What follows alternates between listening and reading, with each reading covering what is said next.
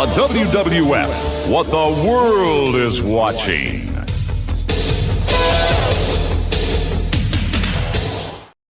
Turn it on and rip the knob off.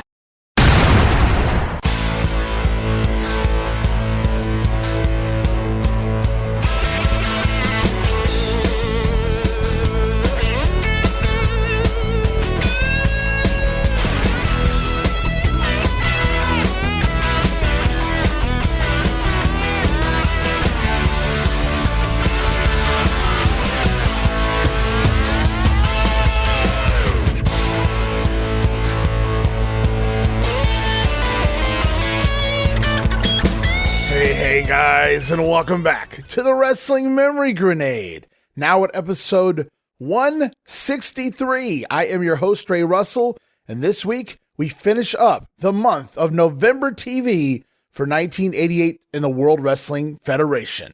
Sort of. I'll get to that in just a minute.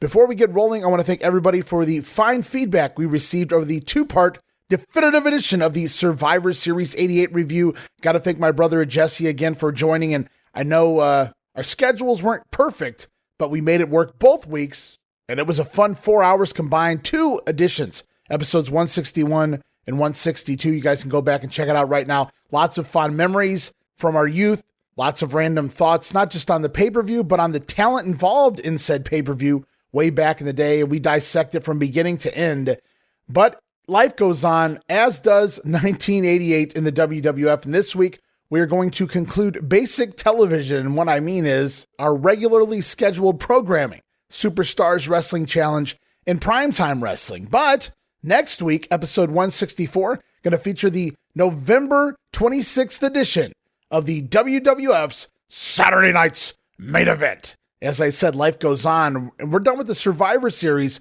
which means up next, it's the Royal Rumble. January 1989, here we come. But we've got that little month called December in the middle, so lots still to go here in 1988. Don't you fret, 88 fans. Things continue to build, get bigger and better every week here in the company, by my estimation anyway right now. So again, just a special thank you to my brother for coming on the podcast the last couple episodes. Hope to have you back by WrestleMania 5, Jesse. But also special thanks to Gene Jackson, who stopped by the Patreon side of things for part of the big ones. Also available as part of the VIP Superfan tier, we did the videocast version of Survivor Series 88 from beginning to end. Hell of a great time. And you guys can go check that out at patreon.com/WrestleCopia. More on that later. Right now, guys, we jump back in to the year of 1988 with more November TV, headed back now to November 26th and the WWF's Superstars of Wrestling.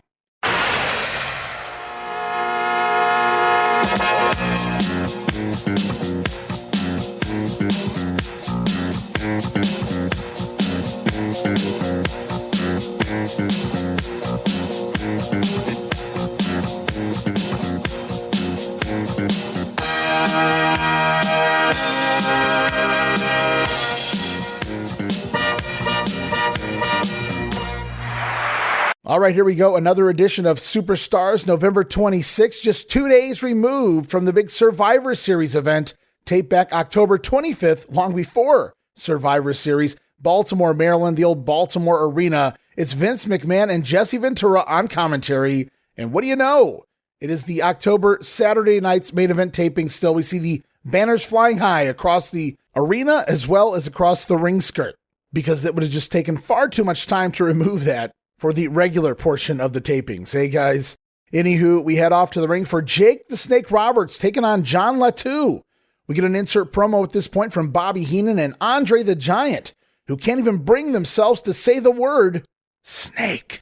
The Brain promising legal action against Jake Roberts, bringing that slimy snake to ringside. So Andre the Giant doesn't want to hear the word, but he's coming after the Snake Man. Oop, I said it. Sorry, Andre. Pretty one-sided match here over Latu is Jake Roberts. Multiple body slams and headlocks. Not a whole lot going on here, but he's working the hold. At least he's trying to keep it fun. Going to lead to the short arm clothesline and the DDT, giving Jake the win. 2 minutes and 59 seconds. And then post-match, it's Damien time as Vince McMahon pondering on commentary.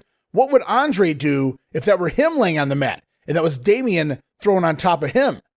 Meanwhile, the body thinks if Jake's smart, he'll take Damien with him everywhere he goes from now on.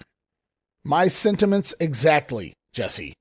And right now we roll off. Things are getting good early this week. We're off to another edition of the Brother Love Show. His special guest this week, WWF President Jack Tunney. But Bad News Brown, not far behind.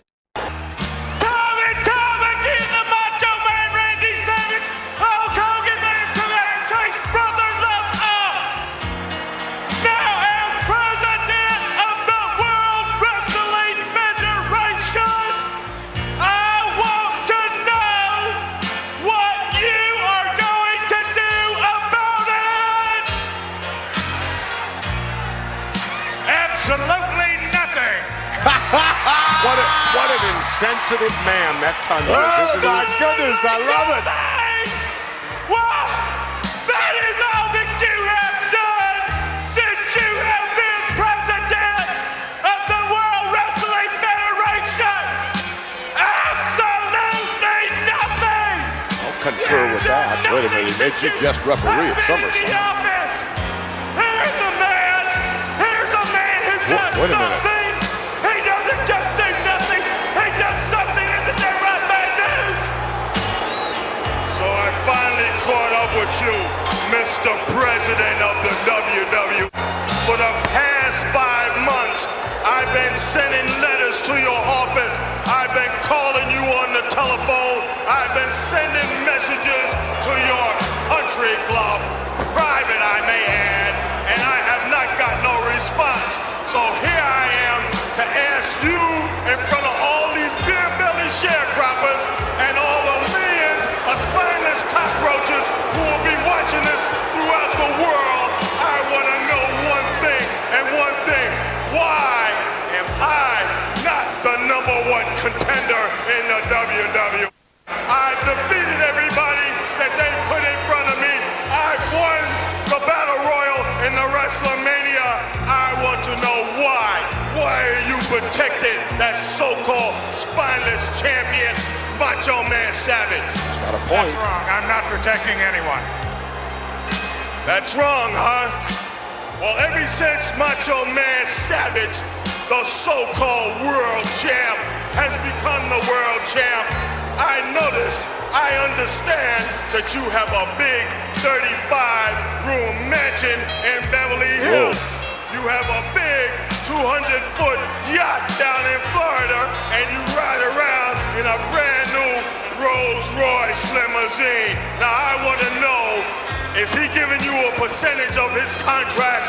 Is there some kind of contract between you going, What you and him? accusations? I want Hey, to know Tunney used to right drive the now. Chevy Chevette. He's got a point. He has no point at all, obviously. Well, then you're going to tell me that there's no contract between you and Macho Man Savage? No. And why Brother did you Love, question let me him tell on you making something. me a ref? Sometimes my head is a little thick, and it finally dawned on me what's going on. It has nothing to do with Randy Macho Man Savage. It has nothing to do with him whatsoever. I finally figured out what it's all about. It's that Elizabeth, isn't it? It's that Elizabeth. She's doing favors for you, huh? Oh, my goodness. Who do you think you are? Who do you think you are to speak to me in that fashion? Let me tell you What is he doing? Can you believe this? Let me tell you something, you making a spineless, point. two-legged rat. Nobody. I don't care if you are the president of the WWF. I don't care if you're the president of the Teamsters Union. I couldn't care if you're the president of the United States or the Queen of England.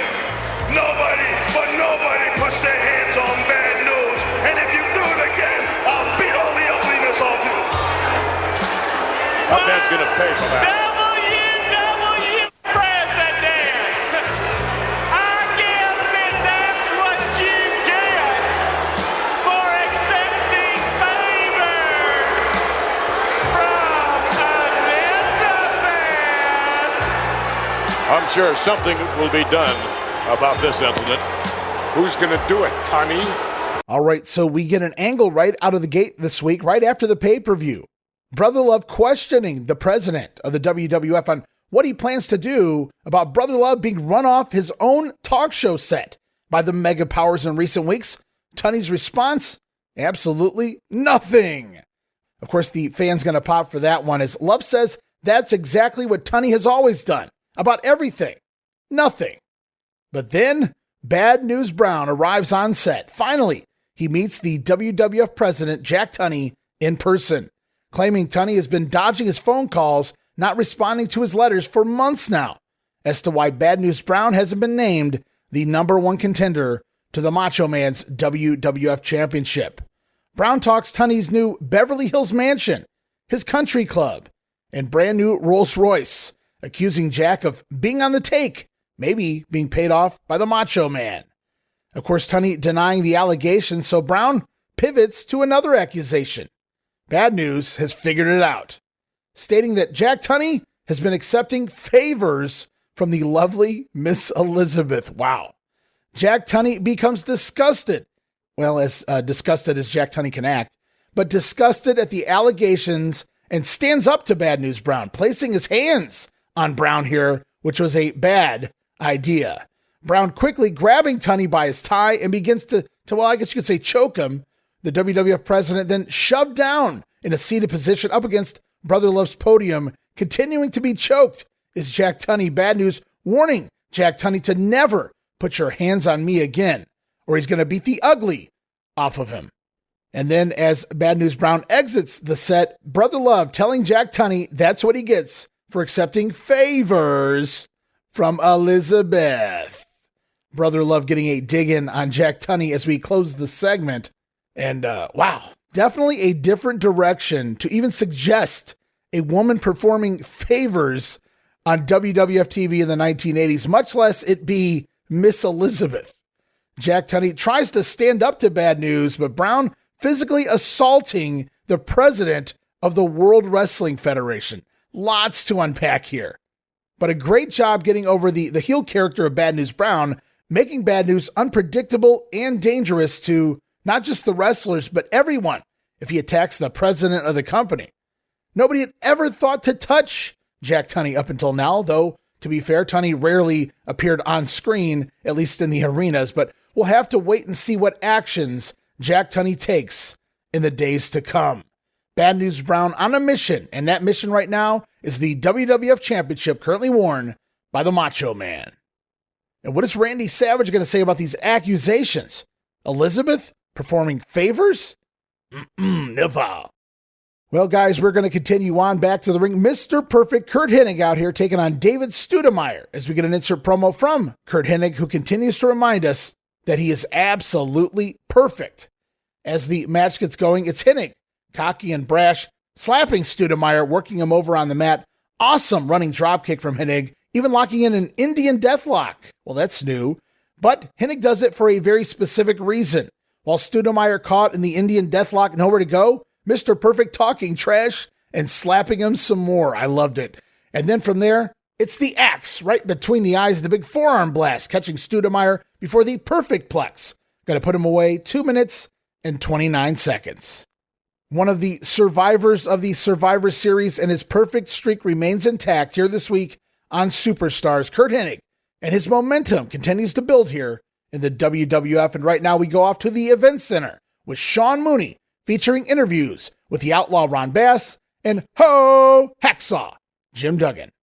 A lot happening here in the World Wrestling Federation, as you well know, and I'll try and keep you up to date on all the information as it comes in here to the Event Center. Hello, everyone. I'm Sean Mooney. As you all well know, the battle between the Outlaw Ron Bass and Brutus the Barber Beefcake still raging on. Right now, let's get comments from the Outlaw.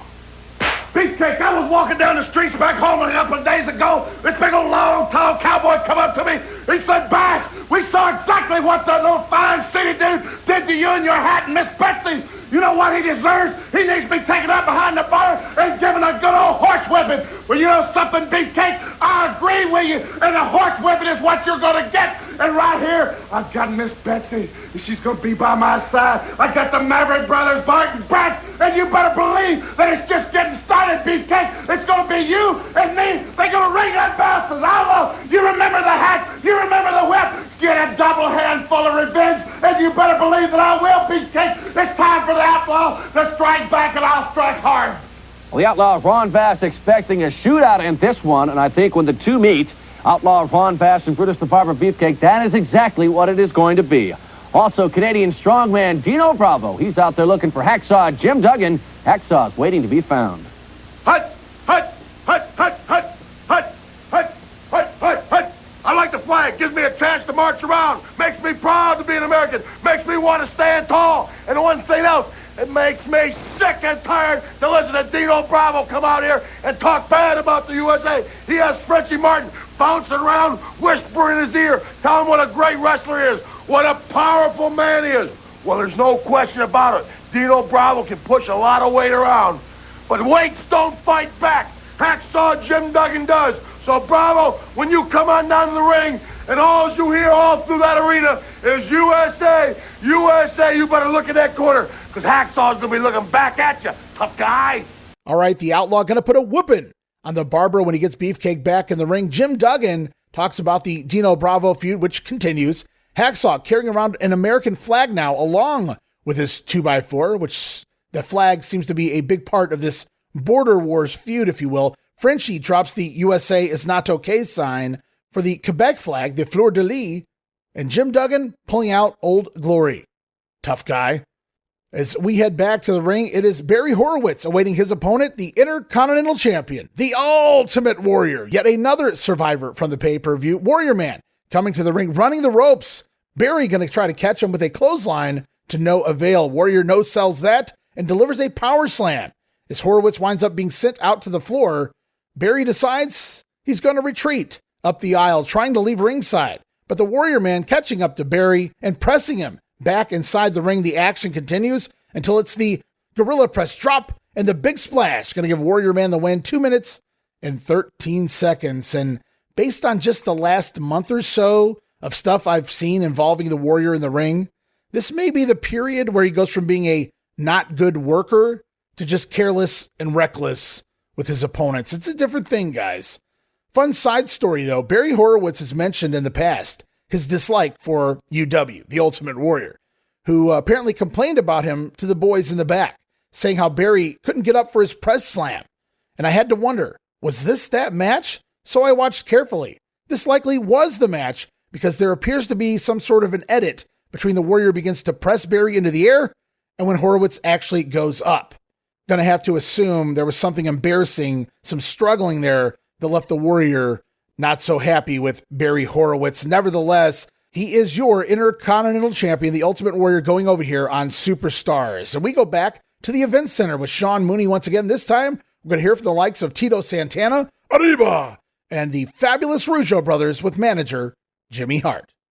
We're back at the World Wrestling Federation Event Center. Now, many say making the transition from tag team to singles competition can be a very difficult one. But there is one man here in the World Wrestling Federation who has done so and done very well. He is none other than Tito Santana from Tacuna, Mexico. And right now, he is standing by with comments. He's set for action. You know, professional wrestling just keeps getting bigger and bigger. And I'm glad to be part of it. But I don't think it's very nice to deal with some of the individuals that we have to wrestle up against. The likes of you, Bet News Brown. The likes of the big man, the boss man. The likes of Akeem and their managers. They're all lowlifes.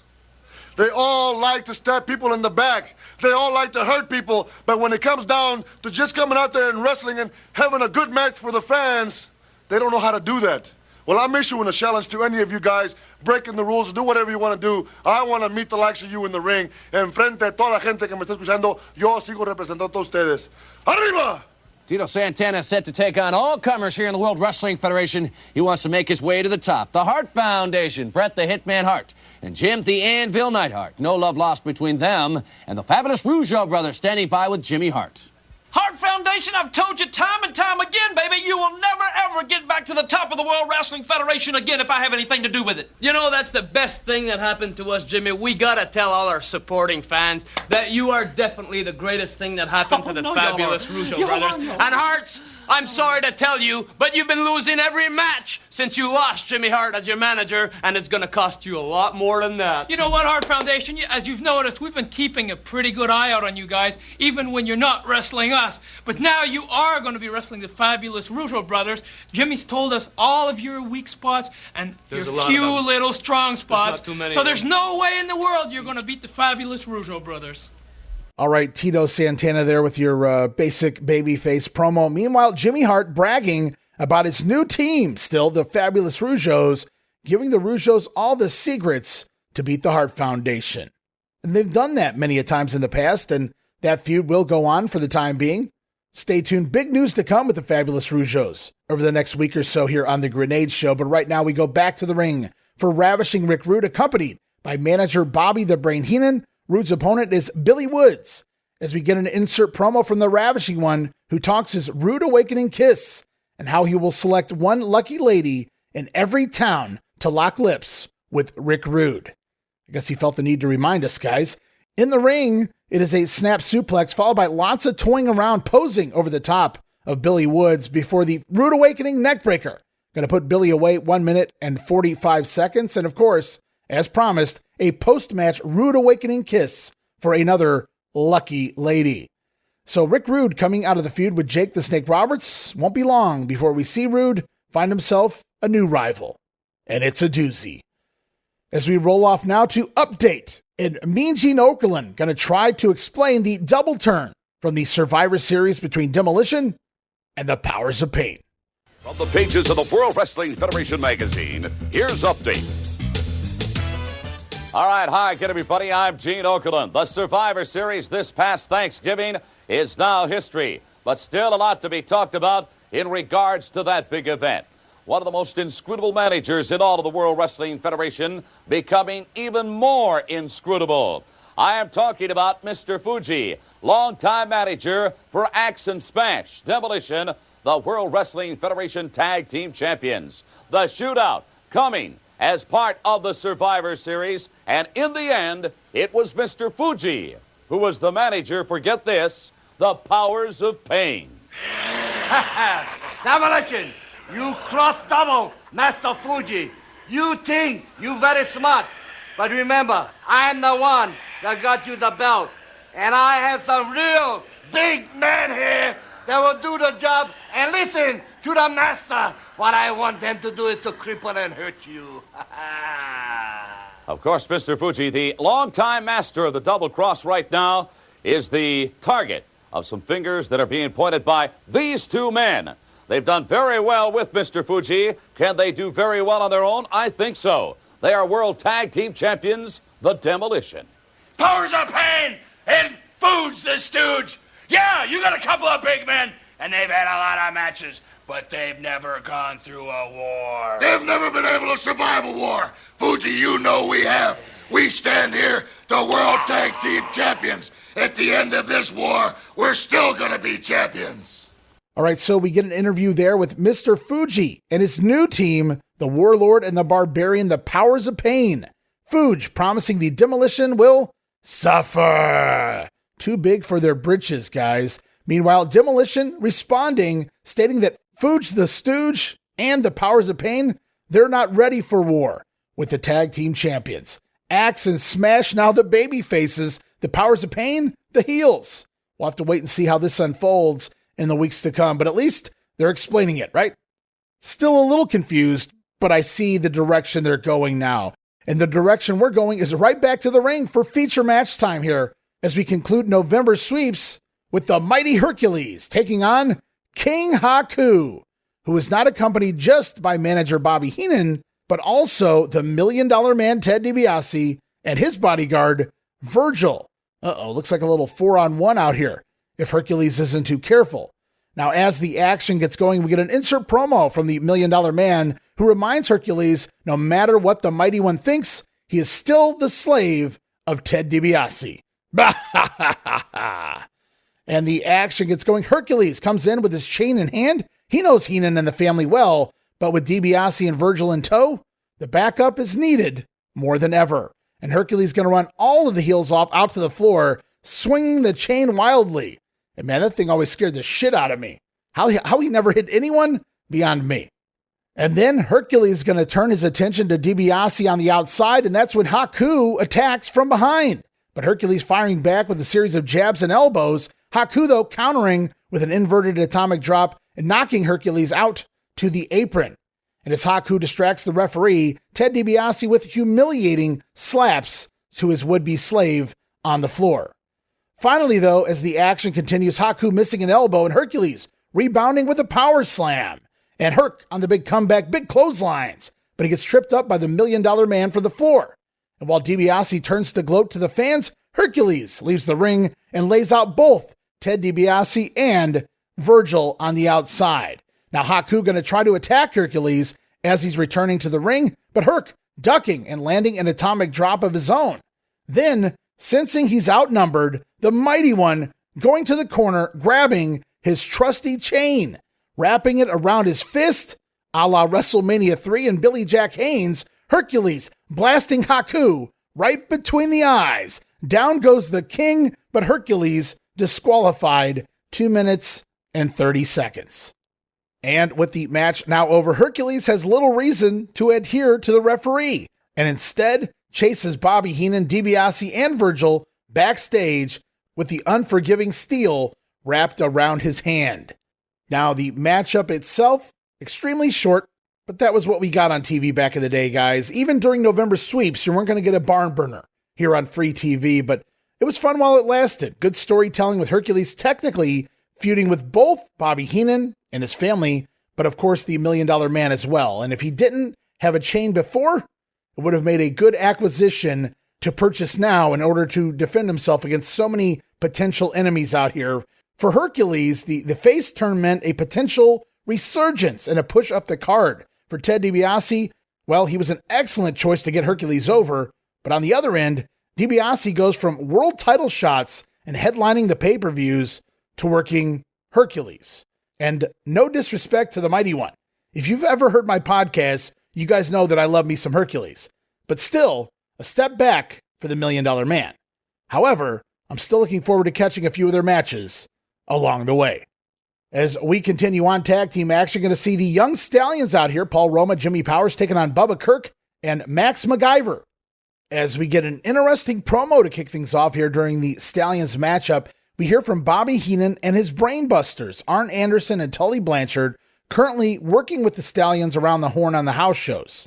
Not really feuding, but nice to work this in a little interview here to give a little heat for the house shows, the Brainbusters talking a little trash on their Young Stallion opponents. And speaking of, decent double teaming here by the Stallions. Powers scoops Kirking up in a bear hug type position as Roma comes flying off the top rope. Beautiful missile dropkick, putting out their opponents in just 1 minute and 9 seconds. Wow, the Young Stallions, they've spent the last few months mostly working singles matches. They seem to put them back together simply to give the Brainbusters a team to work with on the house shows, give them a team to beat upon their arrival. And from what I've seen, pretty good matches, to be honest with you. And of course, the Stallions appeared as part of the Survivor Series 20-man tag as well. But to be honest with you, they're not too far off from splitting permanently. I wouldn't swear to it, but barring a random primetime match or two, this may be it for the Gilded Pony Boys of the WWF, at least as a tag team. As we go back to the ring singles action, going to see the Big Boss Man take on David Isley, menacing and indestructible as ever. The Big Boss Man calling out, "Where's Hulk Hogan?" shouting for the Hulkster to show his face, to no avail. Imagine that. It is the Boss Man Slam, putting Isley down 2 minutes and 55 seconds, and we get that beautiful post-match cuffing and beatdown, as only the BBM can do, more aggressive than ever to build him up as a monster for his matches with Hulk Hogan. Dude, and coming out of the Survivor Series, cuffing Hogan on the outside, beating him down again with a nightstick before leaving. Of course, the Mega Powers walked out the victors, but the Boss Man was never pinned. He was counted out and seemed to win the battle on that night. Now, Hulk Hogan again, along with the Macho Man, the survivors of the main event. But you got to believe the Hulkster coming for revenge with the Big Boss Man not too far down the road. As we go off one more time on Superstars, another event center with Sean Mooney speaking to Bobby the Brain Heenan and his Brainbusters. We're also going to hear from the Hart Foundation. Welcome back to the Event Center. What an hour this has been. What about action smash of Demolition. It will be interesting to see what impact the event that took place at the Survivor Series involving Mr. Fuji will have on the tag team champions. Talking about tag team action right now, let's hear from the newest acquisitions of the Heenan family. They are the Brainbusters. You know, all my career I've been searching for the right tag team, searching for the right combination. Not to put this guy with this guy or this guy with this guy, to find two men that I can make champions of and can make me managers of the champions. I found it. Well, Bobby, we promised that. Arn Anderson and Tully Blanchard are born to be champions. We're destined to be champions. You know, you got the strength of a gorilla right here, and you got the speed and the quickness of a cat right here. You got the best of both worlds. That's what the Brainbusters are all about. Great teams are two individuals that think separately and work collectively towards one single goal. If I got to sacrifice him, sacrifice myself, that's what we'll do, because we're going to reach his eventual end. The newest additions to the Heenan family. They are Arn Anderson and Tully Blanchard, the Brainbusters, on a roll here in the World Wrestling Federation. They do not plan to stop until they capture the Tag Team Championship. Earlier in the hour, we heard from the Fabulous Rougeaus brothers. Now let's hear from a tag team who's gunning for them. They're the Hart Foundation. Well, the Hart Foundation is finally going to get its chance to get in the squared circle with the Fabulous Rougeaus brothers, Jacques and Raymond. Well, let me tell you something right now, that I think you two are two of the most awful, rotten, slimy pukes that I've ever seen in my whole life, and I can't wait to get in the ring and settle it right in the middle of it. Easy, Hitman, easy, baby, take it easy. You know, the Rougeaus are from Montreal, but now all of a sudden, they don't like Montreal. It's no good. Stacey Bone, it's no good. They want to come to a town in the United States. They want to come to Los Angeles. They want to come to New York. Rougeaus, nobody wants you. You'll never find a home in the United States. But we're looking forward to seeing you. All right, so it sounds to me, listening to Arn, Tully, and the Brain speak, that there's one single goal here for the Brainbusters, and that is the World Tag Team titles, currently held by Demolition. But the Busters may have to wait in line because the Powers of Pain seem to be next in line there. But don't worry, guys. They got plenty of good stuff planned for Arn and Tully for the next several months. Can't wait for that. I won't spoil it just yet, but some really good stuff ahead. We also hear from the Hart Foundation, who talk about the awful, rotten, slimy pukes, the Fabulous Rougeaus, dirty double-cross, no good, lousy, stinking hyenas. And you guys can pick up your lousy, stinking hyena t-shirt or any other merch you like with that slogan on it right now.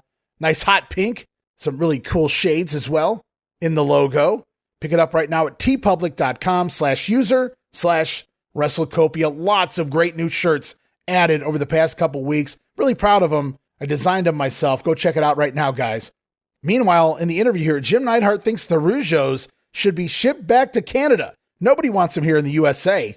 It's so weird seeing the Hitman, who is also Canadian, going along with this train of thought. But they forget quite often that Bret Hart is actually from Canada when they tell these stories. I still crack up when I think about the Hitman having to chant USA along with Hacksaw Jim Duggan at upcoming pay-per-views in 1989. But right now, guys, we end Superstars as we talk about next week on the program, and we're going to see the Hart Foundation in the ring, as well as the African Dream Akeem.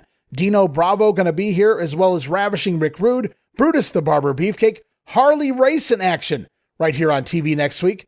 Plus, Brother Love's guest, the returning Macho Man Randy Savage and Miss Elizabeth. Wasn't that long ago they were on the set of the Brother Love show leading in to the Survivor Series. Ran Brother Love off his own set. But this time, Randy returns to respond to the accusations of Bad News Brown. We have all of that and highlights from this weekend's Saturday night's main event world title match featuring the Macho Man taking on Andre the Giant. Enjoy yourself, Mr. Macho Man and the First Lady, because this weekend, your championship belongs here. Remember that, Randy Savage? This weekend, the belt will be right on my way. And lovely First Lady of Wrestling, what are you going to do? You're going to be out of work. Yeah, this weekend, Andre the Giant, 7'5" tall, 550 pounds. Yeah, you got a chance at the World Wrestling Federation Championship belt. And I want to tell you and Bobby the Brain Heenan, I'm going to be fighting and fighting hard, yeah. Could Andre become the WWF champion once again? Maybe he'll keep it this time. Meanwhile, Elizabeth showing some giant concern as the Macho Man cuts a promo. They're ready for Andre the Giant, SNME, and we'll talk all about it right here next week on The Grenade. Hey everybody, Gene Jackson here, inviting you to check out the Retro Wrestling Review, where each week I'm joined by some great co-hosts who help me review classic episodes of USWA Championship Wrestling, and right now we are doing week-by-week reviews of 1993. But we don't just do reviews, sometimes we get a chance to interview some of the people who were there and lived it, plus do watch-alongs. It's a lot of fun, so check out new episodes that drop every Wednesday at WrestleCopia.com, and to find links to everything associated to the podcast, you can go to USWApodcast.com. Hey guys, Ray Russell here, curator of the WrestleCopia Podcast Network, inviting you guys to listen to many of the programs here as part of the WrestleCopia brand, including, but not limited to, the Wrestling Memory Grenade, currently covering the 1988 and the WWF project. You can also listen to the Regional Wrestling Podcast, where we talk the territories. You can also listen to the Wrestling Stoop with the legend himself, Bob Roop. But that's not all. You can also check out the Puro Wrestling Academy with the professor of Puro Resu, Mr. Dan Ginnity. Dan and I go back in time and cover the history of Japanese professional wrestling in the English language. And you can listen to all of those shows and more, all part of the WrestleCopia Podcast Network, located over at WrestleCopia.com. That's WrestleCopia.com, and anywhere your podcast streaming needs are met. And while you're at it, why not subscribe to our social media guys for all the latest goings on here at the WrestleCopia Podcast Network. Plus, I'm constantly adding old school video clips and pictures from throughout wrestling history. You can follow us over on X, formerly Twitter, at Wrestling Grenade. That's at RASSLIN Grenade. Also, follow and like me, Facebook.com/Wrestling Grenade. And why not subscribe to YouTube.com/Wrestling Grenade. And of course, now would be a fantastic time to become a WrestleCopia patron over at Patreon.com/WrestleCopia. That address again, Patreon.com/WrestleCopia, where you get so many gifts, including all of my insanely detailed show notes for every episode of The Grenade Show, Regional Wrestling, and the Monday Warfare podcast. You'll also get early access to a lot of the podcasts here on the WrestleCopia brand, where you can listen days and sometimes as much as a week earlier than the rest of the listeners. But that's still not all, guys. You also get at least a dozen digital downloads for your viewing and reading pleasure each and every month, plus random bonus video drops, and of course, the Patreon exclusive Watch Along series covering many past WWF and WCW events. And if that's not all, videocasts, also now a part of Patreon. No subscription, cancel anytime. Give it a try for a month, guys. I think you'll like the content that I offer, and every penny of it goes right back here into paying the bills. So if you're looking to support that next up-and-coming podcast brand, please consider making it WrestleCopia. Help me pay some of the bills to keep the WrestleCopia Podcast Network and all of the great shows here up and running for the months and the years to come. This is Wrestling Nostalgia, the podcast that dives into wrestling history. Hey, wrestling fans, I'm Dave Dynasty, and if you enjoy podcasts that are knowledgeable and history-driven, then Wrestling Nostalgia is for you. With great guests and fun interviews, there are over 200 episodes in our archives. We chat with several first-time guests and often cover topics not discussed on other podcasts.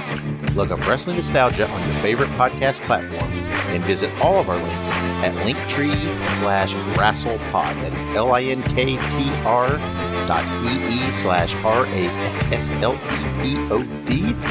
And remember, wherever you go, whatever you do, be good, be safe, and keep on growing. As the Survivor Series now behind us, things begin to heat back up, as we can see storyline-wise, for the house shows. And heading into the new year, they finally fully pulled the trigger on the Bad News Savage feud. It begins. Brown suggesting favors from Elizabeth and the WWF President. Speaking of, I'm also sure when we get to some December TV, we'll see how Jack Tunney responds to Brown's physical assault that took place this week on the Brother Love show. But for right now, we head off to WWF Wrestling Challenge for November 27th, 1988.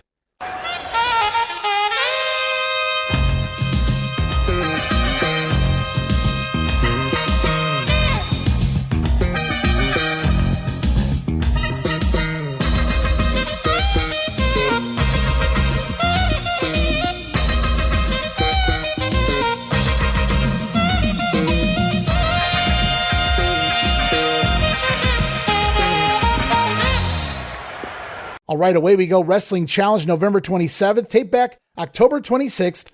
Salisbury, Maryland, the Wacomico Youth and Civic Center. It's Gorilla Monsoon and Bobby Heenan on the call. To the ring, kicking it off with Brutus the Barber Beefcake, taking on John Latu. Latu going to do double duty this weekend. He jobbed to the Snake Man, and now he's going to job to the Barber. Sleeper hold applied 2 minutes and 46 seconds. That didn't take too long. We also got an insert promo in there from the Outlaw and Miss Betsy, who are still coming for Brutus Beefcake. And then Latu, you didn't get off that easy. Didn't forget about you. Sleeper puts him down, and then it's a little strutting, and of course, some cutting. Latu, a little shorter, locks when he leaves this one. From there, we roll off to Special Report with Lord Alfred Hayes. The topic, once again, the double turn at the Survivor Series. Axe and Smash, the Warlord and the Barbarian. We get interviews once again. Mr. Fuji says that he took Demolition to the tag team titles, but they were ungrateful. They didn't listen to their master. The Powers of Pain will listen, and they will be the next tag team champions. Meanwhile, Demolition, they state that while Fuge the Stooge may have a new team that will follow his every demand, they'll never take the titles from Axe and Smash. The feud is on, guys, and we're back to the ring for Tito Santana taking on Al Navarro. Tito with that new music, that new theme music, gotta love it. Gorilla Monsoon suggesting that Tito on the hunt for a new tag team partner. He heard it through the Gorilla Vine, stating that there's no return time announced for Rick Martel, which is odd because Tito just got his own theme music. It's been months since Rick Martel's been gone. It kind of felt like Tito was trying to come into his own here as a singles wrestler once again, but name dropping Rick Martel out of the blue. I wonder what Gorilla knows that we don't. Now, as the action gets going, you might suspect that Bobby Heenan adding multiple jokes that wouldn't fly today in 2025, back when people had a sense of humor and everything wasn't taken so literally. But it's a nice dropkick here from Santana, which sends Navarro to the floor early on, but back inside, awesome flying forearm puts Navarro down for good. Tito going over 2 minutes and 16 seconds. Arriba! Looks like Mean Gene back with the Fan of the Week segment this week. Well, it was nice while it lasted. We lost it last week. I thought maybe it was gone for good, but already back. Couple of lady fans who love the Barber and the Hitman. Must be all that hot pink between the two. Mean Gene also notices that they have a Hulk Hogan teddy bear. Because, well, it's Christmas season, guys. Get with it. Back to the ring tag team action. Going to see Jacques and Raymond, the Fabulous Rougeaus brothers, with manager Jimmy Hart, their opponents, Rusty Riddle and Tommy Angel. We get an insert promo here. Ooh, it's a big one. Jimmy Hart with an alert. Jimmy Hart announcing that it is official. The Fabulous Rougeaus have indeed put a down payment on a house right here in the United States of America. Where, you may ask? We'll find out soon enough. Coming to America, the Fabulous Rougeaus. As in the ring, Tommy Angel catching Jacques by surprise with his own kip up and a nice drop kick to Jacques early on. Riddle going to tag in, also manages to land a drop kick, if you want to call it that. Just awful, Rusty. Never try a drop kick again. And then I noticed mid-match, Gorilla Monsoon randomly sneaking in a line about how the Rougeaus need to keep their eyes out for the Bulldogs at all time. Now, this was post-produced commentary. They knew the Bulldogs were leaving at Survivor Series. They knew this would air after the Survivor Series, but I guess Gorilla just didn't really care. Kind of weird, though. Meanwhile, in the ring, as you might suspect, good heel teamwork here from the Rougeaus. Boston Crab knee drop combo leading to the Rougeau Bomb, newly named here for America. Going to get the Fabulous Rougeaus the win, 2 minutes and 25 seconds. So they have put a down payment on a house somewhere in the USA. And spoiler alert, guys, we're going to find out next week what city, what state the Rougeaus have chosen to move to as part of Saturday night's main event. So stay tuned for that. I smell ratings. Meanwhile, we go off to the event center. Sean Mooney talking to the Honky Tonk Man and Jimmy Hart. We're also going to hear from Hacksaw Jim Duggan. Hello, everyone. I'm Sean Mooney back at the event center. As you know, a lot happening right now here in the World Wrestling Federation. I'll try and keep you up to date as I receive the information here at the event center. But right now, let's talk about the Intercontinental Championship. The former title holder, he is the Honky Tonk Man, and he wants it back. You know, Honky, you're the greatest. You can sing, you can dance, you can do it all, baby. But most of all, you can wrestle. You better believe it's a total entertainment package. I sing, I dance, I play the guitar, and of course I wrestle because I'm the greatest of all time. I have everybody do everything to the honky-tonk man. They send someone out and they have somebody steal my belt. They have the Warriors steal my belt. But I say this to the WWF. I say this to you people sitting up in that big glass house looking down on everybody. I say the honky-tonk man is still the greatest of all time. I say the honky-tonk man can sing, he can dance, he can wrestle, and yes, he can play the guitar too. That's great, Honky, that's great. The honky-tonk man, joined there by his manager, the Colonel. One thing you cannot question about the honky-tonk man is his determination to get the Intercontinental Championship back from the Ultimate Warrior. Also, right now, let's talk about determination. What about Hacksaw Jim Duggan? Folks, you know me, Hacksaw Jim Duggan. I'm not going to come out here and talk about diamond rings and gold chains and limousines and jet airplanes. I'm going to come out here and talk about what's important to me, what's important to you, as that's the American flag, that's the USA. I'm one person that's sick and tired of people coming down here, looking down their noses at us, saying how we've got all the whole world mixed up. Well, bravo, I'm tired of it. The people out there are tired of it. And Mr. 2x4, right here, he's tired of it too. So when you come on down to the ring, you won't have to look too far to find Hacksaw Jim Duggan. Just look over in the corner, and I'll be looking back at you, tough guy. Ho! All right, the Honky Tonk Man, the total entertainment package. Sean Mooney selling it as he wants his IC title back, but Honky really just putting his character over here.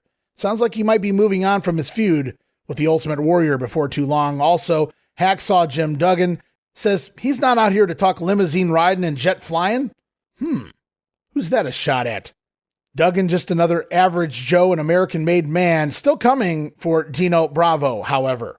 So there's always that to look forward to. And speaking of looking forward to things, back to the ring for singles action involving the Red Rooster. With Bobby Heenan in his corner, Rooster's opponent this week, Joe Cruz.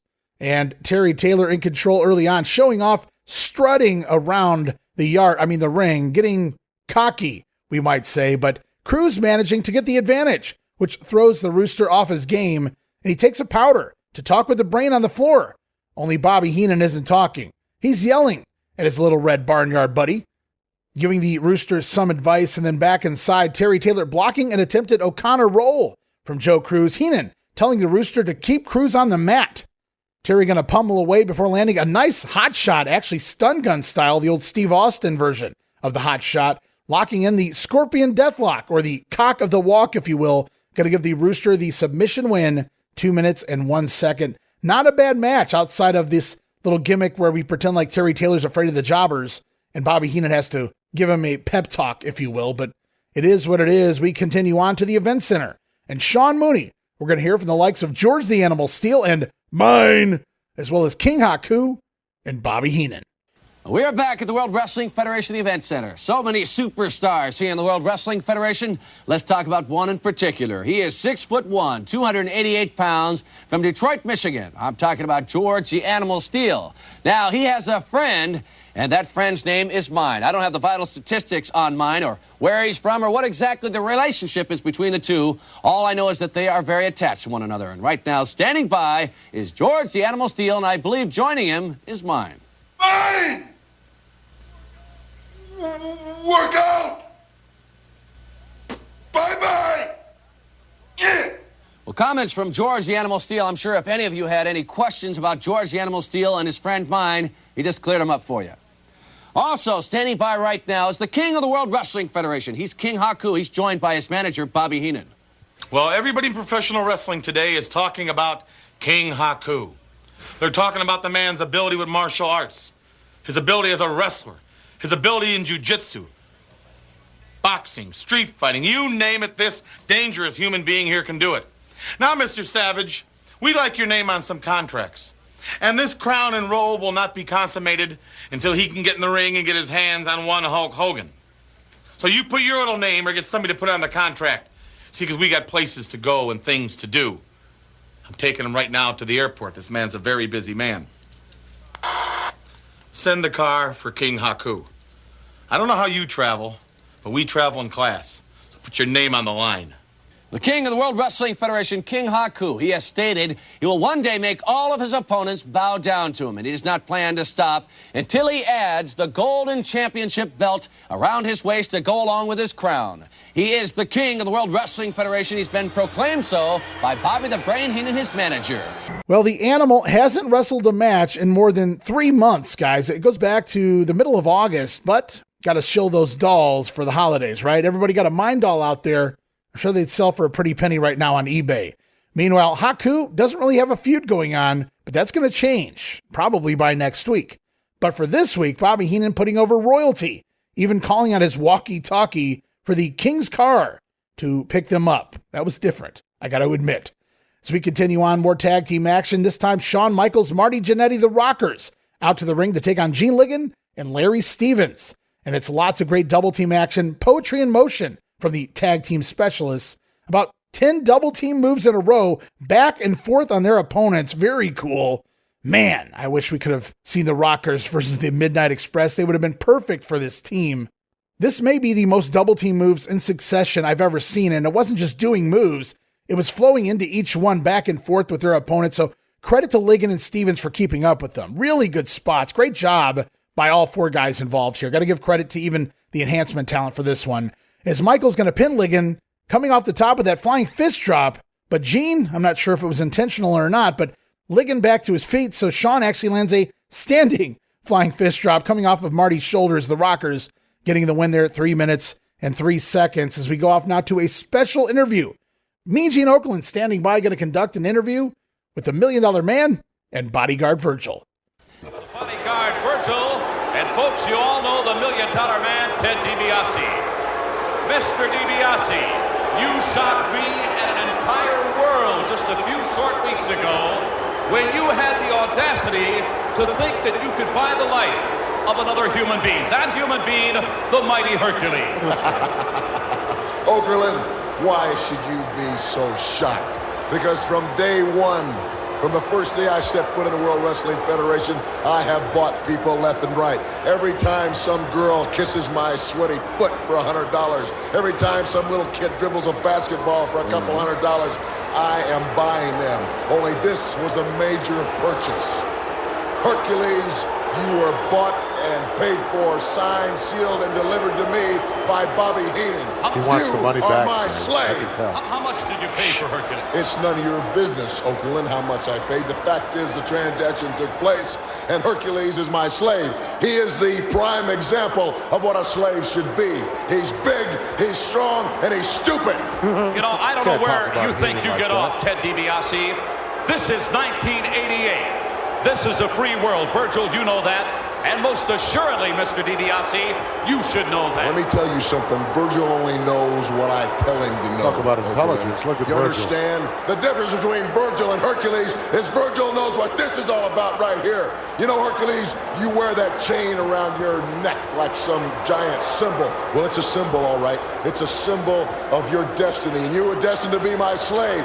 And I'm going to be on the other end of that chain. And every time I pull it, you're going to jump, you're going to breathe, you're going to eat, and you're going to drink when I tell you to. I thank you very much, Virgil. The $1 Million Man, Ted DiBiase. Hercules certain to have something to say about this. Well, Mean Gene wants to talk about the recent issues between Ted DiBiase and him attempting to purchase Hercules as his slave. Now, Ted making it clear that Hercules is his slave. The $1 Million Man has been buying people off since he got to the World Wrestling Federation, and it will never change. Noting that Hercules, he may be big and strong, but he's also stupid, which just happens to make him a perfect slave. Wow. Almost sounded like they were setting up chain matches the way DiBiase was talking about pulling on the chain of Hercules, but it was never meant to be.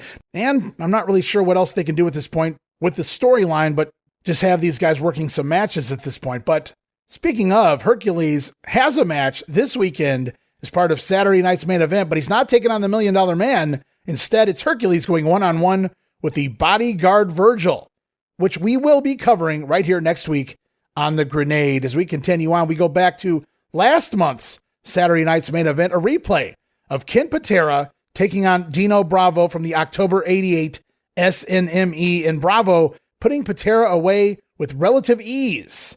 And we even get a post-match promo here from Dino in real time November, talking about putting away the U.S. Olympian Patera, and now he's coming for another American in Jim Duggan. So basically using the Patera match to build up Dino's feud with another American, Duggan, but also utilizing Patera to put over all the talent now that Kenny has finished up with the company as of Survivor Series. And we're going to see that for the next few weeks on Primetime as well, with Ken Patera doing some jobs and Gorilla doing some burial work on the Primetime set to boot. But right now we continue on another tag team match. This time it is the Brainbusters, Arn and Tully, with Bobby Heenan by their side, taking on Scott Hudson and Tommy Causey.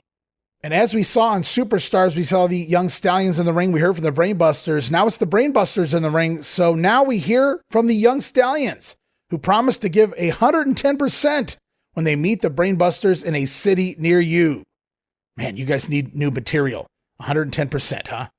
In the ring, Tully Blanchard countering a Hudson headlock with a nice back suplex, lays him out, and the Buster's going to go to town on poor Hudson. Now, Tommy Causey also caught tagging in. Tully catches him as he's trying to step in the ring, and then it's a beatdown on the floor for the Busters on poor Causey. And then back inside, it's the Arn Anderson Spinebuster, followed by the Tully Blanchard Slingshot Suplex, giving the Busters the win, 2 minutes and 47 seconds. Man, almost felt like they might try and give the Brainbusters a little angle here with the Young Stallions, giving both teams promo time, but wasn't meant to be. We saw the beginnings of that Rockers Brainbusters feud at the Survivor Series, which is going to escalate soon here on TV. Stay tuned for that. Now, obviously, the Rockers, a much better choice than the Young Stallions, but honestly, I wouldn't have minded a couple months run with the Busters and Stallions first to help establish Arn and Tully as one of the top heel teams, and maybe, just maybe, with the likes of the Brainbusters across the ring from them, finally might have gotten the Stallions over the hump as a solid babyface team. But as I said, the matches will continue on the house shows, but it was never meant to be here on TV. The Brainbusters continuing on to bigger things in the short term. The Young Stallions will soon be breaking down back to singles competition, but right now we go back to the event center. Sean Mooney standing by yet again. It's a fun one from the Doctor of Style Slick and his Akeem. We're also going to hear from the WWF champion Randy Savage with the lovely Miss Elizabeth.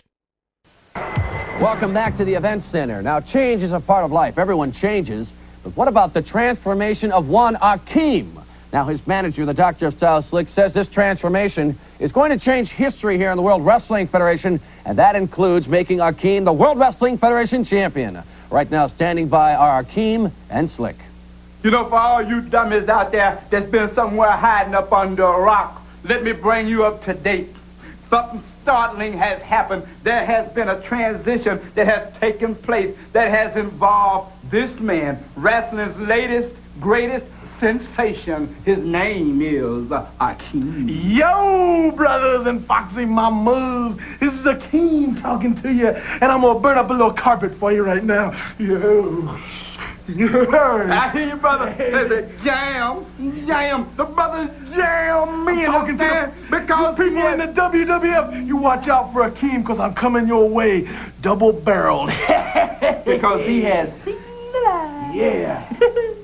Well, a man who has done some soul searching, or I should say soul researching. The end result, Akeem. And he is something to see. There's a man who knows exactly who he is. He is the undisputed World Wrestling Federation champion, the Macho Man, Randy Savage. Yeah, message from all the madness fans all around the world and back again, yeah. I want to talk to them right now, yeah. The Macho Man, Randy Savage, is not getting lazy. In fact, I'm hungrier than ever, yeah. I'm not getting fancy either, Elizabeth, no. I'm waiting for all the challengers to come up, because I'm going to meet them head on, yeah. That way when Andre the Giant, 7'5", 150 pounds, is talking bad about the Macho Man, I can look you in the eye, Bobby Heenan, and say you're out of line, yeah. And bad news, Brown, you talk about being tough in the streets. Well, let me give you a little street talk right now. Talking is bad, and you're the baddest around, but I'm better than the bad. I'm the Macho Man, Randy Savage. Oh, yeah. Yo, brothers and foxy mamas. The Slickster shouting, jam, jam, as the African Dream gonna burn some carpet. That's a new one. Love these early promos between the Slickster and Akeem. Also the Macho Man, badder than the baddest of the bad. Yeah, talking the new feud with Bad News Brown as we conclude Wrestling Challenge this week. We learn next week from Saturday night's main event, we're going to see Hulk Hogan, special guest, on the Brother Love Show. Also from SNME, it's going to be IC champion, the Ultimate Warrior, taking on Super Ninja? Who? Well, that could be interesting. Plus, special interview with Andre the Giant and Bobby Heenan. Then from there, in action in the ring on Challenge, it's the Rockers back again, as well as the Outlaw Ron Bass, the Red Rooster, taking on Sam Houston. Wow, that could be interesting. The Birdman Coco Beware here, and Mr. Perfect Kurt Hennig. Wow, that might have saved the entire show. And speaking of shows, we've got one more for you this week. It's the WWF Primetime Wrestling for November 29th, 1988.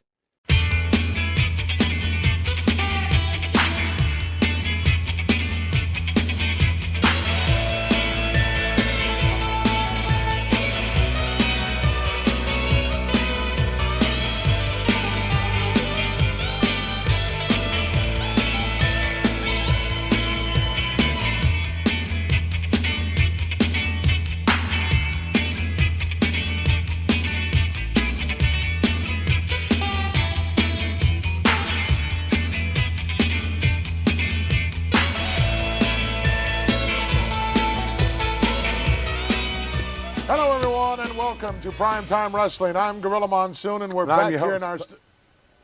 Don't even talk. Don't even look in my... I don't even want to talk to you this week. Oh, you humiliated yourself and everyone that was around you, including me. You got your sea legs back? My sea legs? Give me a break.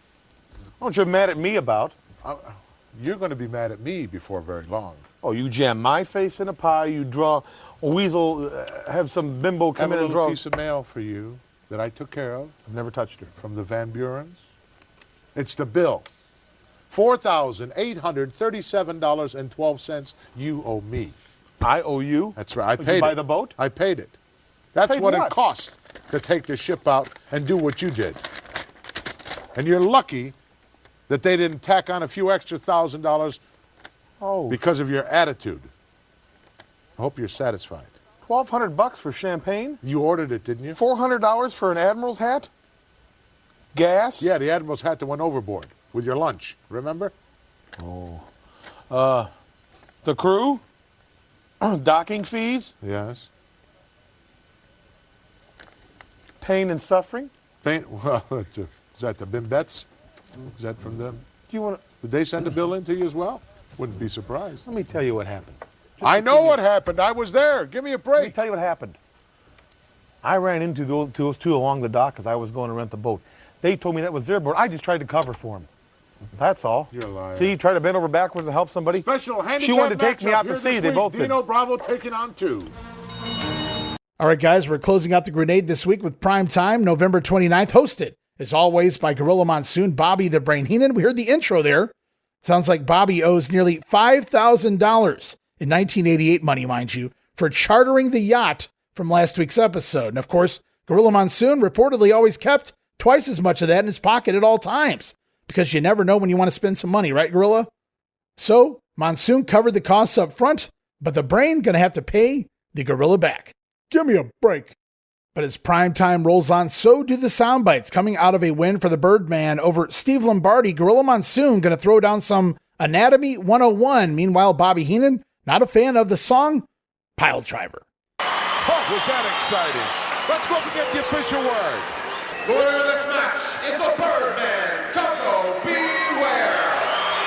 Chalking up another one in the win column. See Coco right there off the top rope. Man, did he get some height. And connected right to the face of Steve Lombardi. He was not getting up from this point. Right along the side of the kisser where the ramus of the mandible articulates with the mandibular fossa that put the lights out for Steve Lombardi. Coco Beware, one of the hot items here in the World Wrestling Federation. And last year, Brian, you remember you had the hit cut from the Wrestlers album. I never liked that song. I always thought that Pile song... Driver. Yeah, I always thought that song stunk. What'd you like, Stand Back? Stand Back was my favorite song. I liked it. I liked the way Vince McMahon went out there and did that song. You did, huh? Yeah, it showed me that even if you don't have a voice, you can do it. Oh, is that? Let me mark that down right now. No What? Voice McMahon. Oh, you've heard of him too? No, but I'm marking it down. Let's go to ringside. Well, Bobby doesn't seem to like the song Pile Driver, but he preferred Stand Back by Vince McMahon. Bobby says it proves even if you don't have a voice, you can sing. Gorilla going to write down, okay, I'm going to write this down. No voice McMahon. Oh, you've heard of him too? Had to write LOL with that one. Bobby was always great for the one-liners as we continue on. Bad News Brown going to score a win over Ken Patera yet again. Oh, yeah! Can't believe that Ken Patera would fall victim that easily to bad. Maybe it is time that Kenny Patera seriously thought of retirement. Instead of taking that avenue, I would say that maybe Bad News is just that bad. Or that good. Or that good. I don't think that Bad News is that good. I do. You take a victory over a man like Ken Patera. Do you think that Bad News is good? I think... Who? Oh, forget about it. What are you talking about? I'm talking about Bad News Brown, obviously. I know. Boy, it doesn't take much to confuse you, does it? Yes, you're asking me if he's full of good news. Isn't that what you said? No, I asked you if Bad News was good. Oh, I'm not taking you anywhere anymore. That's a deal. Boy, thank goodness for that. Don't embarrass me in some of my favorite places. Like what? Like Las Vegas and Atlantic City. Bela Lugosi, John Bela Lugosi. Now you got me saying Bela Lugosi. Ken Glossi is the guy's name. Hey, if you had a name like that, wouldn't you change it to something easy? Like Monsoon? Don't embarrass me. Keep your hands in your pockets. He's wrong. I didn't lift that chocolate from the maid's carts. All right, so yet another win. Bad News over Patera. And if you guys watch this match, it's identical. The finish is identical to the one from SummerSlam. God bless you, Kenny. Never change. Gorilla Monsoon there in the studio. He can't believe Patera fell so easy to Bad News Brown. Might be time to retire. And that's not the last time we're going to hear Gorilla say that. As we go on, we're going to come out now of that Ted DiBiase promo we heard on Wrestling Challenge. We're going to hear Gorilla and Bobby's take on the entire feud between the $1 Million Man and the mighty Hercules. Yes. What a fountain of misinformation. Well, he's got that stooge standing next to him there. That's a guy that you pay. Okerlund. No, I'm not talking about Okerlund. I'm talking about Virgil. There's a guy that's a stooge. Obviously, $1 Million Man doesn't know the meaning of the word slave. Slave is someone who goes out and does your bidding for you, and whatever you, at your beck and call, he does for you. Hercules is not doing that, is he? Hercules will do it. He will get it in his head someday that the easiest way to get by is to do what DiBiase wants. All DiBiase wants him to do is his dirty exciting tag team match headed our way right now. The exciting Rockers taking on the Conquistadors when we come back. Gorilla Monsoon pointing out that DiBiase has that stooge next to him. Oh, you mean Mean Gene? No, he meant Virgil. Bobby with another great line there as Heenan continues to defend his selling of the mighty one to the $1 Million Man. As we go off one more soundbite this week, all sorts of announcements about to be made. A change in the day of primetime wrestling. Something about the Bobby Heenan fan club, and there's a new pay-per-view on the horizon. Yeah, I understand. No, I don't have any problem with that at all. Yeah, just make sure that they're aware that next week we go back to Monday nights. Yeah, I wouldn't want them to be late. Fine. No problem at all. Be glad to have them on. Thanks very much. Bye-bye.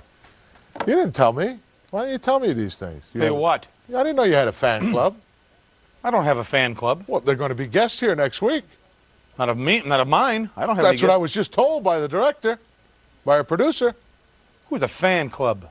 Bobby the Brain Heenan fan club. What does that mean to me? That doesn't mean nothing to me either. I don't have a fan club. Well, how about those two young ladies that were with you last? Did you say they were your ladies? Yes. Well, if it's those two bimbos that want to apologize to me after running apologize to you. You owe them an apology. If they want to come here next week in those bikinis, fine with me. They want to be my fan club? Fine, if they apologize. Other than that, I don't have a fan club. I only got one thing I know of in life. What is 300-pound pain with blue glasses on and a nightstick. Else. I'm going to make you a gift. I don't want that before very long. Can't even sit down on my own show. Next week we'll be back on Mondays, and we'll probably stay Mondays for the entire rest of the year. And don't forget, also mark down January 17th, the big Royal Rumble. Until next week, Gorilla for the brain in the bag, saying so long. My own show. All right, a special reminder that Primetime Wrestling will be back to Monday nights starting next week here on the USA Network. Plus, the Royal Rumble. It's official, guys. No longer a USA special like it was here in 1988. The Royal Rumble coming in January 1989, live on pay-per-view. And it's not 20 men this time around, guys. Going to be 30 men in the ring. Wow, can't wait to get there. And last but certainly not least, apparently we will see the Bobby Heenan fan club right here next week in the studio. And if you guys know who that is, I can't wait. And we also had a couple of exclusives here this week, and boy, were they exclusives for Primetime Wrestling. Actually posted clips of both of these on my social media. You can go check it out right now. From November 16th, Sacramento, California, the Arco Arena, Dino Bravo defeating not one but two men handicap match. The Canadian strongman Dino Bravo over Jim Gorman and Stephane De Leon. Match goes 2 minutes and 18 seconds. Dino going to pin both men after a side suplex, putting them side by side, laying across both men. And I guess we don't really need an answer or an excuse in this case. Why is Dino Bravo wrestling two men? Of course, he's doing the strongman gimmick, but this wasn't one of his common traits. We didn't see this a lot back then with guys his size. It stuck out here. The fact that they put it on primetime tells me they were trying to feel it out. Just a peculiar booking position for Dino Bravo on the card. But of course, we talked at length about the weird fetish that Vince McMahon had for Dino Bravo. Also, you want to talk about weird.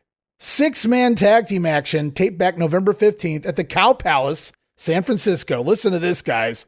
Akeem from deepest, darkest Africa, teaming with the Bolsheviks from Russia. So it is the Bolsheviks entering to Jive Soul Bro, and no, unfortunately, they didn't dance. I would have loved to see Nikolai burn some carpet, right, Akeem? So the Bolsheviks and Akeem scoring a win over the Young Stallions and Sam Houston. Poor Sam Houston taking the pin after the big gang, or excuse me, Akeem coming down with the 747 splash. Match goes about 9 minutes.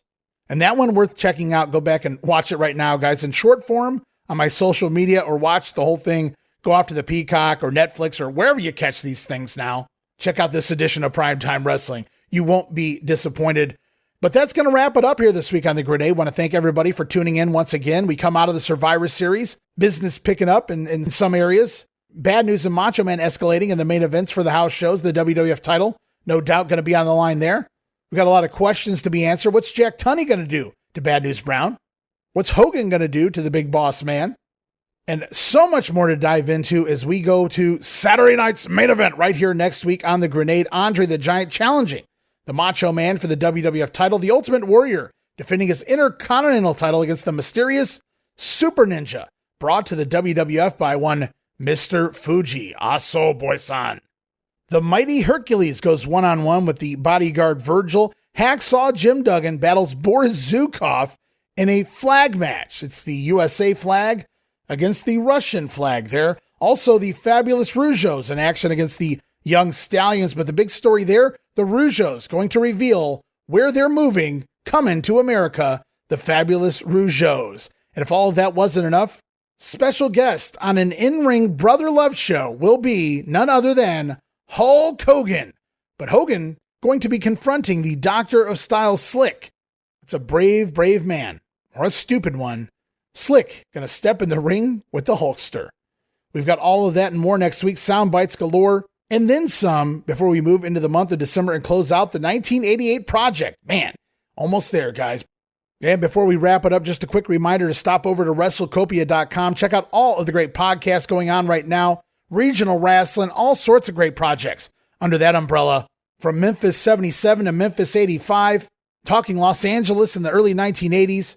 We'll be returning with more Georgia, moving on to the Georgia 1982 project. All of that and so much more. Of course, the Wrestling Stoop also talking about Bob Roop's time in Georgia, all the great talent that came through there during that time period. Moving into Black Saturday. Of course, Gene Jackson's Retro Wrestling Review, Bob Smith's Outdated Wrestling Hour. We've got the crew of the other ship out there, Dave Dynasty's Wrestling Nostalgia, and so much more, all part of WrestleCopia.com and everywhere your podcast streaming needs are met.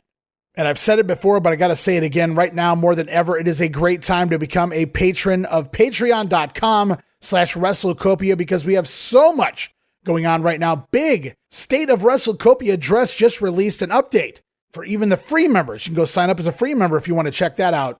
Announcing all the big things coming to the Patreon and so much more to the WrestleCopia brand. Just dropped the WrestleMania 3 and Survivor Series 88 videocasts. A great backlog of Pro Wrestling Academy and Coliseum videocasts. More on the way there. And a lot of new stuff on the horizon. Monday Warfare about to go into full effect. Got a crew lined up for several recordings in the upcoming days there. Spots are limited at some of those tiers, so check it out. Sign up today. No subscription, cancel any time, but I think once you get involved, you're going to stick around. But for right now, here on The Grenade, time to say goodbye. We'll be back next week for Saturday night's main event, guys. But until then, this is Ray Russell saying from pillar to post and coast to coast, you pull the pin, and I'll pick up the pieces right here on the Wrestling Memory Grenade. I'll see you next week. Don't miss it. Be there!